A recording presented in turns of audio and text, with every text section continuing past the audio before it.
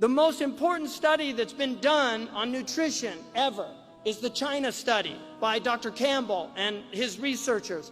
This was a first-rate researcher from Harvard, from Princeton, teamed up with Oxford. He was a completely credible scientist. Some things about the China study that are very important.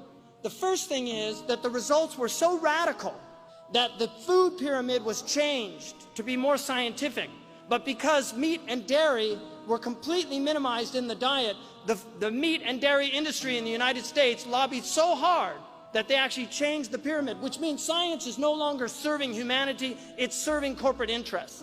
That's what it means. Science is serving corporate interests. That is wrong. The meat and dairy today is not the meat and dairy that Grandma and Grandpa ate. The meat that Grandma and Grandpa ate were free range, what they would call now organic. They didn't have a word for it because everything was organic 50 years ago. Organic, free range, happily raised animals on farms where they actually treated animals with some dignity. Now, and my grandfather had a cattle ranch, so I actually spent my summers on a cattle ranch, and I herded cattle, and I saw my grandfather, the first time I got on a horse, before I got on the horse, he put a pencil in my mouth and yanked it back really hard. And he said, that's what the horse feels when you're using that bit, so don't forget it. That was my first lesson, because that's the way people taught.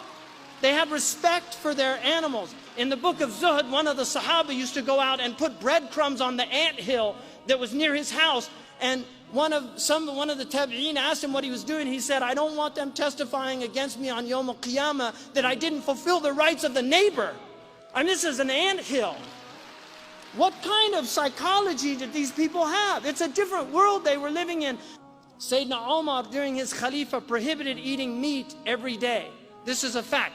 Also, don't think vegetarianism is not from Islam. People say that when they become Muslim and they're vegetarian, they say, oh, you have to stop eating meat. I mean, you have to start eating meat. Your iman's not complete until you eat meat. That's what they say. And then they give them the biryani and welcome to Islam. Sayyidina Umar said, إِيَّاكُمْ وَاللَّحْمِ فَإِنَّ لَهُ ضَرَاوَةَ كَضَرَاوَةِ الْخَمْرِ. It's in the Muwatta. Beware of meat, because it has an addiction like the addiction of wine. Beware of meat. إِيَّاكُمْ وَاللَّحْمِ. Because it has an addiction like the addiction of wine. For example, biologically, you only need to eat meat once a week. Your body does not need meat more than once a week. But we eat meat every single day of the week, and sometimes more than once a day. And we're offended if there's no meat at the table. So what happens? We were not designed to consume so much meat. And the result of this overconsumption, we get all kinds of illnesses.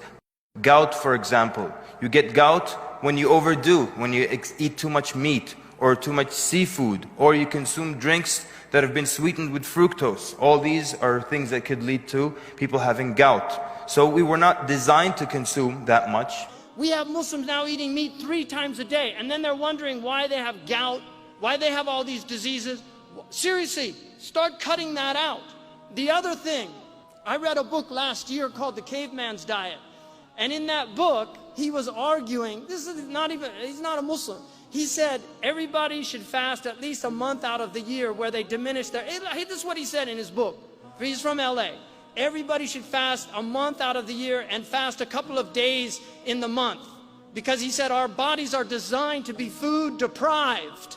They're designed that way, to be food deprived.